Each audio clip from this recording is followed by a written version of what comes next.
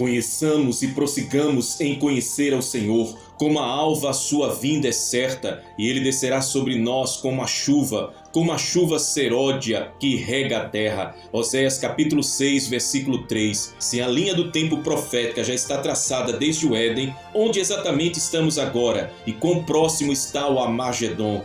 O jardim original e o princípio da queda. No início de tudo havia perfeição. O Éden não era apenas um jardim paradisíaco, mas um espelho da vontade de Deus na terra. Era o palco da comunhão plena entre o Criador e a criação. Ali Deus caminhava com o homem na brisa do dia. Gênesis capítulo 3, versículo 8. E tudo estava em harmonia. No entanto, no cerne desta realidade ideal jazia uma escolha: obedecer ou rebelar-se. A queda não foi meramente um erro humano, mas o rompimento de um princípio eterno. Quando Adão e Eva comeram do fruto proibido, algo mais profundo do que a morte entrou no mundo: a corrupção da natureza humana, o nascimento do pecado e a abertura de um ciclo profético que atravessaria milênios até o Armagedon. Foi nesse momento que a promessa messiânica foi selada: e porém inimizade entre ti e a mulher, e entre a tua descendência e o seu descendente. Este te ferirá a cabeça, e tu lhe ferirás o calcanhar. Gênesis capítulo 3, versículo 15.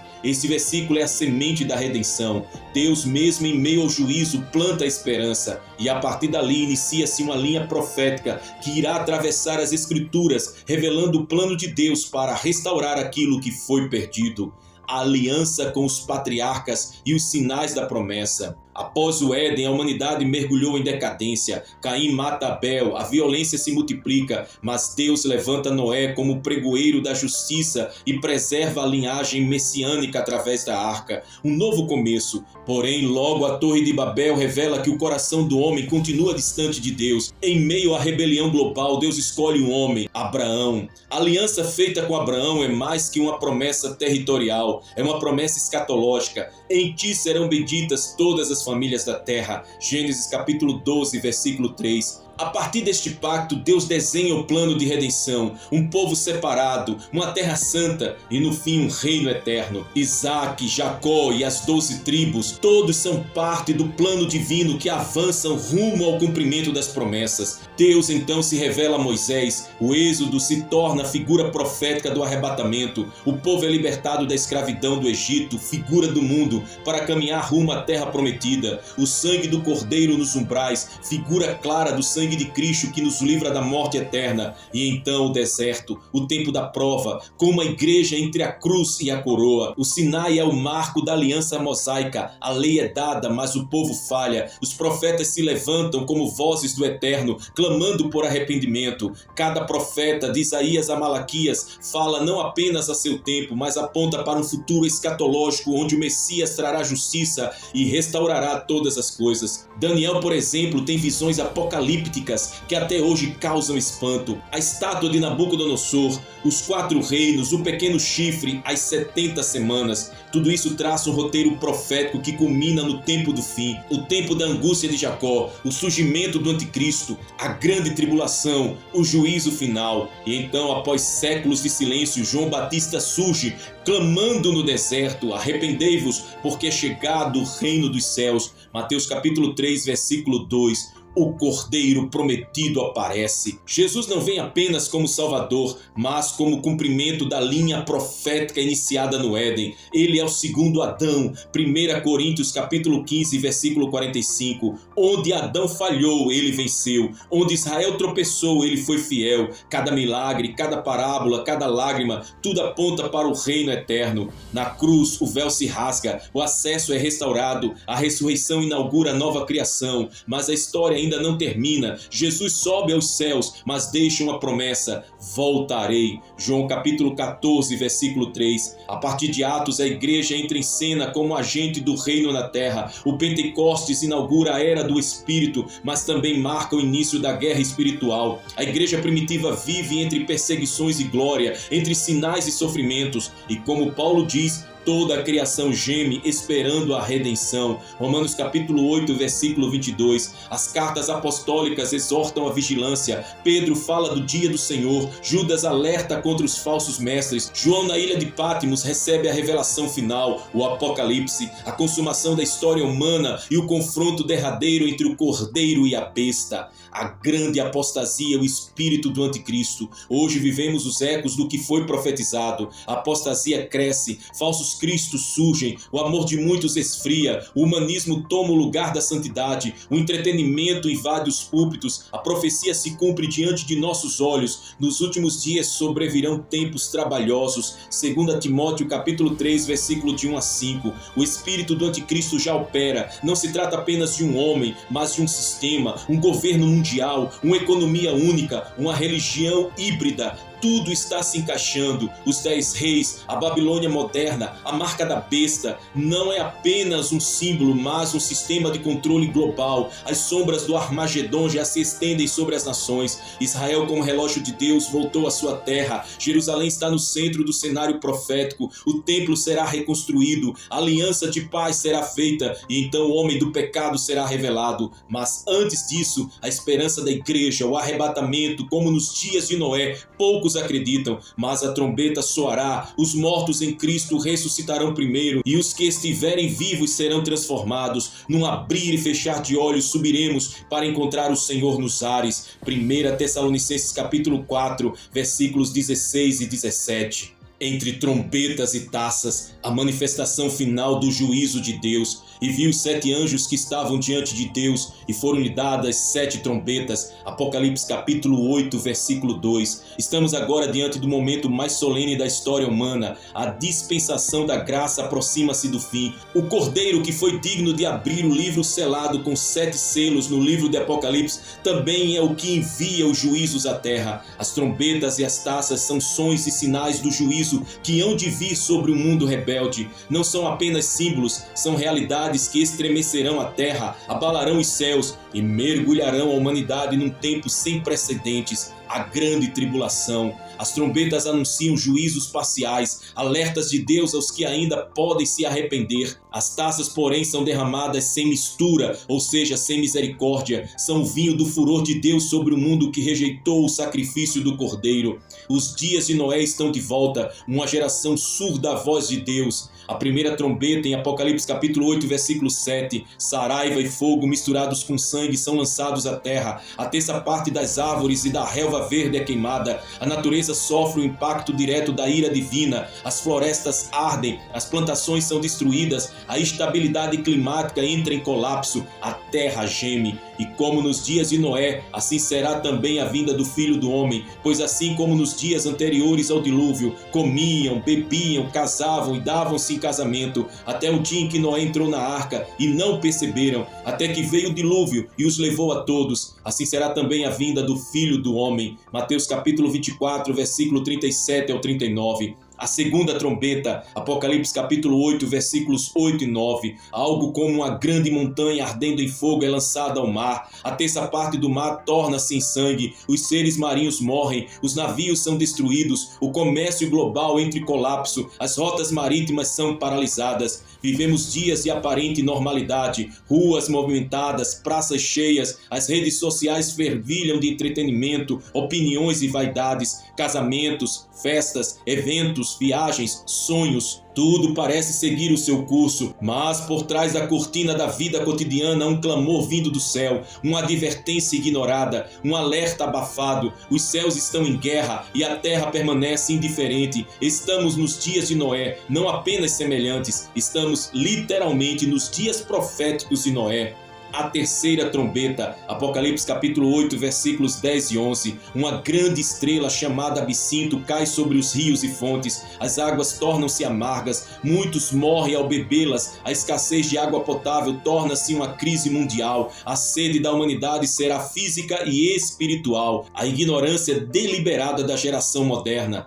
A quarta trombeta, Apocalipse capítulo 8, versículo 12. A terça parte do sol, da lua e das estrelas escurece. O dia dia perde parte da sua luz, a noite se torna mais intensa, uma escuridão apocalíptica cobre a terra, os homens caminham em densas trevas físicas e espirituais, o medo toma conta. Pedro já advertia: nos últimos dias virão escarnecedores, andando segundo as suas próprias concupiscências e dizendo: onde está a promessa da sua vinda? 2 Pedro capítulo 3, versículos 3 e 4. A zombaria do tempo presente é um eco da incredulidade do passado. Os homens não apenas duvidam, eles rejeitam ativamente a verdade. É uma geração que escolheu ser surda à voz de Deus. Então o anjo clama com grande voz: ai, ai, ai dos que habitam sobre a terra. Apocalipse capítulo 8, versículo 13. 3 ais. 3 advertências, 3 juízos ainda mais severos estão por vir. A ciência substituiu a fé, a filosofia substituiu a palavra, a tecnologia substituiu a oração, o conforto substituiu a consagração. Em meio ao avanço civilizacional, há uma decadência moral invisível que contamina corações e endurece consciências. O pecado se normalizou, a iniquidade virou cultura e a verdade tornou-se ofensiva. A quinta trombeta, o primeiro ai. Apocalipse capítulo 9, versículos do 1 ao 12. Um anjo abre o poço do abismo, fumaça sobe como de uma grande fornalha, e do abismo emergem criaturas demoníacas semelhantes a gafanhotos, que atormentam os homens por 5 meses. Esses seres não matam, mas apenas torturam, e os homens buscarão a morte, mas não a encontrarão. Um tempo de agonia psíquica, espiritual e física. O inferno se abre sobre a terra. Os paralelos proféticos entre Noé e hoje.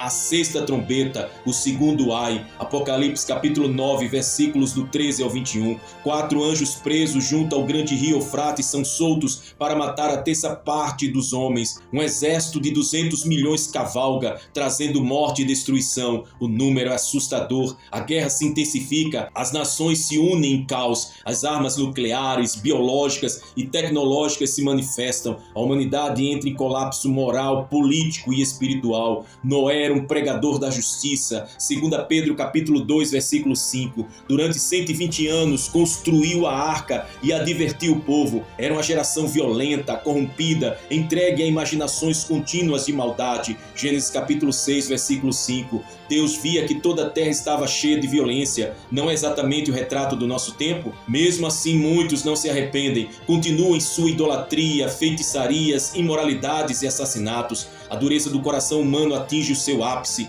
O juízo revela quem são os filhos da luz e os filhos das trevas. A sétima trombeta, o terceiro ai. Apocalipse capítulo 11, versículo 15. Os reinos do mundo se tornam de nosso Senhor e do seu Cristo. É a proclamação da vitória final. Embora os eventos ainda se desenrolem, o céu se abre em glória. Relâmpagos, vozes, trovões, terremotos e grande saraiva anunciam que chegou a hora do reino eterno. E enquanto tudo isso acontece, a igreja em muitos lugares silencia-se por conveniência, conivência ou medo de ser cancelada. A geração de Noé se repetiu, os padrões se restauraram e o juízo se aproxima. Mas antes que o Cordeiro reine, as taças da ira precisam ser derramadas. A arca hoje é Cristo. As 7 taças da ira de Deus, Apocalipse capítulo 16. A arca era o único meio de salvação no tempo de Noé. Fora dela tudo foi destruído. Hoje a única arca é Jesus Cristo. Fora dele não há salvação. Fora da cruz não há perdão. Fora da graça resta apenas o juízo. A primeira taça, úlceras malignas, atinge os que têm a marca da besta. A tecnologia que trouxe o conforto agora se volta contra eles. O que era orgulho do homem, chips, implantes, biometria, torna-se maldição em seus corpos. Curiosamente, a arca foi fechada por Deus. Gênesis capítulo 7, versículo 16. Chegará um tempo em que a porta da graça se fechará novamente.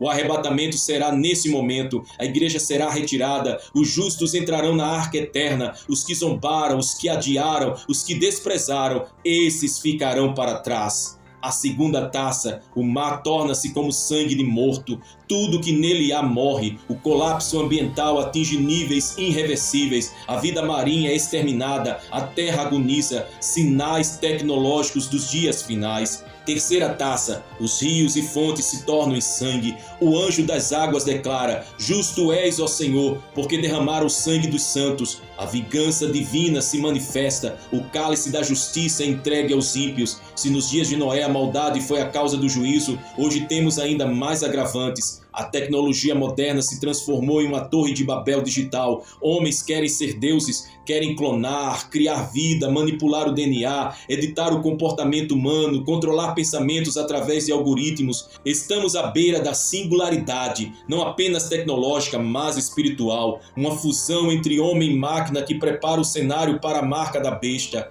A quarta taça, o sol com grande calor queima os homens e em vez de se arrependerem, blasfemam contra Deus. O ódio contra o Criador se intensifica, o orgulho humano os cega, ainda que saibam que é Deus quem os julga, recusam-se a se submeter. A vigilância global, o controle financeiro digital, a biometria, os passaportes vacinais, as moedas digitais estatais, tudo aponta para um tempo em que ninguém poderá comprar nem vender sem a permissão do sistema. Apocalipse capítulo 13, versículo 17. O que parecia profético há décadas, hoje é realidade em forma de QR Code, chips subcutâneos e inteligência artificial. Quinta taça, o trono da besta é cheio de trevas, o reino do anticristo se transforma em caos, os homens mordem as línguas de dor, a nova ordem mundial entra em colapso, a tecnologia falha, o controle se perde, o desespero reina. A sexta taça, o rio Eufrates seca, preparando o caminho para os reis do Oriente. 3 espíritos imundos semelhantes a rãs saem da boca do dragão, da besta e do falso profeta. Eles operam sinais e reúnem as nações para a batalha final, o Armagedon. O sistema político mundial busca uma governança única. A ONU, o Fórum Econômico Mundial, a Agenda Climática, os pactos globais, todos empurram o mundo para um governo centralizado. A religião caminha rumo ao ecumenismo universal. A economia exige uniformização. A ciência pede rendição ao consenso. A sétima taça, uma grande voz do templo diz: está feito. Relâmpagos, trovões, terremotos sem precedentes. A cidade é dividida em 3 partes. Babilônia é lembrada perante Deus para receber o cálice do furor da sua ira. Ilhas somem, montanhas desabam. Saraiva de um talento, cerca de 34 quilos, cai sobre os homens. A terra treme, o juízo é completo. Isso tudo não é coincidência, é o cumprimento profético. A Torre de Babel ressurgiu, mas desta vez em forma de plataformas digitais, bancos centrais, diplomacia climática e manipulação midiática. O mundo clama por um salvador político. Esse vazio será ocupado pelo anticristo. O chamado de Deus ao arrependimento urgente, um alerta profético. O tempo está se esgotando, o juízo está prestes a cair, a arca está sendo concluída, os céus já anunciam a aproximação da tempestade. Enquanto a chuva da ira divina se prepara, o Espírito ainda clama: voltem-se para mim de todo o coração, com jejum, com choro e com pranto. Joel capítulo 2, versículo 12. Este é o tempo de despertar. Ainda vivemos a era da graça, mas ela está se encerrando. A igreja precisa pregar, precisamos clamar, precisamos nos consagrar. A hora é agora, o tempo é curto. Quem estiver sujo, suje-se ainda. Quem é santo, santifique-se ainda. Apocalipse capítulo 22, versículo 11. A igreja verdadeira precisa despertar. Não podemos dormir como os demais. Não podemos nos embriagar com os vinhos deste século. Não podemos negociar a verdade pelos aplausos dos homens. Precisamos voltar à palavra. Precisamos jejuar. Precisamos chorar entre o alpendre e o altar. As trombetas já estão sendo preparadas. As taças já estão cheias. O mundo zomba. A ciência tenta explicar. A mídia manipula. Mas a palavra não falha. O que Deus falou, Ele cumprirá. A geração de Enoque também está se levantando. No meio de uma geração corrompida, Enoque andou com Deus e foi arrebatado. Ele é símbolo da igreja fiel que será retirada antes do juízo total. Enoque profetizou: eis que é vindo o Senhor com milhares de seus santos. Judas, versículo 14. Enquanto o mundo zomba, há um povo que se santifica. Enquanto a maioria festeja, há um remanescente que chora. Enquanto uns constroem para a terra, outros investem no céu. Você será Noé, que constrói e prega, ou será dos que zombam da chuva? Você será Enoque, que anda com Deus, ou será Ló, salvo no limite do fogo? O tempo não espera, a trombeta vai soar, o céu vai se abrir, e muitos não perceberão, porque estavam comendo, bebendo, casando, negociando, viajando, distraídos, surdos à voz de Deus. Despertamento ou condenação, a escolha desta geração. Ainda há esperança, ainda há tempo, mas ele está se encurtando. As portas estão se fechando, os céus estão se movendo, a igreja está sendo chamada para dentro da arca, o noivo está às portas, as bodas já estão preparadas, mas onde estão os convidados? Jesus perguntou: quando vier o Filho do Homem, porventura achará fé na terra? Lucas capítulo 18, 18, versículo 8. O maior desafio desta geração não é falta de igrejas, é falta de fé viva, fé que move montanhas, fé que confronta o pecado, fé que vive para a eternidade. Hoje o céu clama, sai dela, povo meu. Apocalipse capítulo 18, versículo 4. Sai do sistema, sai do engano, sai da mornidão, sai da distração, saia da Babilônia espiritual. Deus ainda está falando, mas quem está ouvindo? Convido você neste momento a fazer uma oração profética, um clamor escatológico pelo despertamento final. Ó Senhor dos Exércitos, Deus eterno e soberano, que habitas na eternidade e governas sobre todas as eras, nesta hora sagrada, nos curvamos diante de Ti com temor, reverência e quebrantamento. Senhor Jesus, Tu que eras, que és e que hás de vir, aquele que tem nas mãos o livro selado com 7 selos, digno és de abrir os mistérios do tempo e revelar os decretos finais. Eis-nos aqui como sentinelas na muralha da fé, clamando por Tua intervenção sobre esta geração. Senhor, olhamos para a história sagrada, do Éden ao Armagedon, e reconhecemos o Teu fio de redenção que nunca se rompeu. Desde o dia em que o homem caiu até o tempo da consumação, a Tua mão sempre esteve estendida e a Tua voz nunca deixou de ecoar nos desertos deste mundo, nos vales da apostasia e nas madrugadas da esperança. Tu tens falado e muitos não ouviram, mas hoje, ó Deus, levantamos um clamor de milhares de vozes que ainda creem, que ainda esperam, que ainda vigiam. Desperta-nos, ó Senhor, sopra sobre os ossos secos deste século,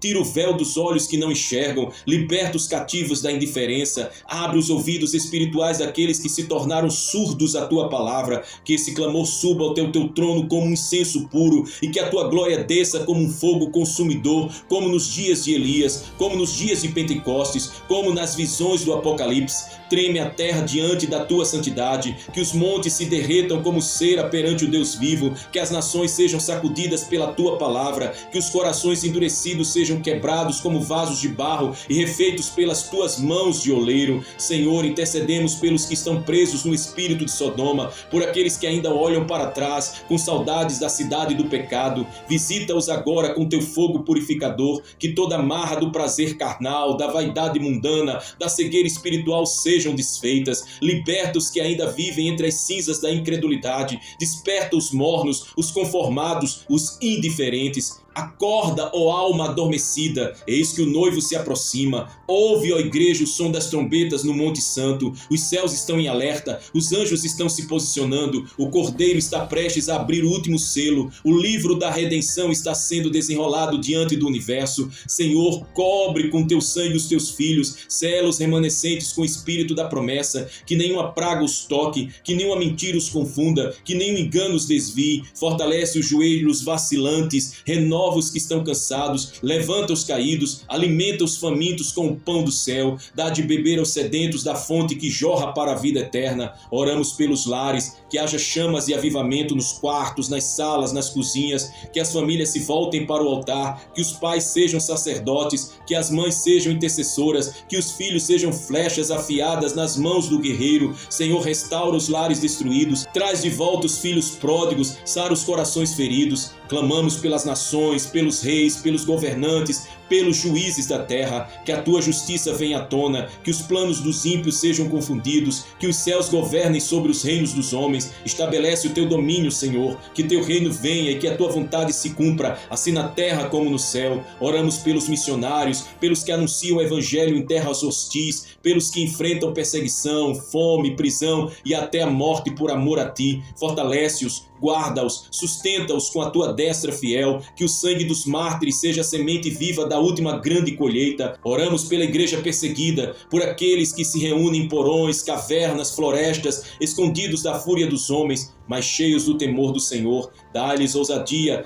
dá-lhes alegria em meio à tribulação, que cada lágrima derramada se transforme em testemunho eterno diante do Teu trono. Senhor, que venha o arrependimento sobre esta geração, que os púlpitos deixem de entreter e voltem a pregar a cruz, que os ministros deixem de buscar a fama e voltem ao altar, que a Tua palavra seja honrada, que a doutrina pura seja restaurada, que o evangelho do reino prevaleça sobre o evangelho da conveniência. Desperta os adoradores, aqueles que não não se prostraram diante de Baal, aqueles que não venderam a unção, aqueles que ainda choram entre o pórtico e o altar, levanta-os com unção dobrada, com olhos como os de Elias, com ousadia como a de João Batista, com santidade como a de Enoque, com fidelidade como a de Daniel. Acorda os atalaias, Senhor, que subam à torre de vigia e não cessem de clamar, que toquem a trombeta do despertamento, que denunciem o pecado, que anunciem a vida do rei, que alertem o povo, que não sejam cúmplices do que tem acontecido diante desta geração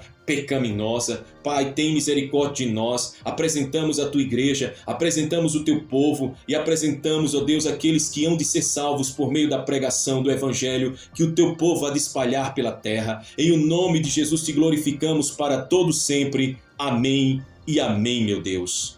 Agora é com você. Se essa mensagem falou profundamente ao seu espírito, escreva nos comentários uma declaração de fé, uma declaração profética, de despertamento, de compromisso com Deus. Sua palavra pode impactar vidas. Declare algo assim: eu e a minha casa serviremos ao Senhor com santidade e temor. Declare: Senhor, eis-me aqui como atalaia da última hora. Declare: desperta-me, ó Deus, para a tua vontade nesses dias finais. Declare também: eu escolho ser trigo na colheita final. Declare com toda intensidade: sela-me com teu espírito para o grande dia do Senhor. E declare: Jesus, eu te recebo como meu Salvador, estou pronto para te encontrar. Maranata, ora vem, Senhor Jesus. E se você ainda não é inscrito aqui em nosso canal, não se esqueça de se inscrever aqui no canal à volta, ative o sininho e compartilhe essa mensagem com o maior número de pessoas possível. Vamos juntos proclamar que Jesus está voltando e que a graça do Senhor Jesus Cristo, o amor de Deus e a comunhão do Espírito Santo estejam com todos vós, hoje e para sempre. Amém. Conheçamos e prossigamos em conhecer ao Senhor, como a alva a sua vinda é certa, e ele descerá sobre nós como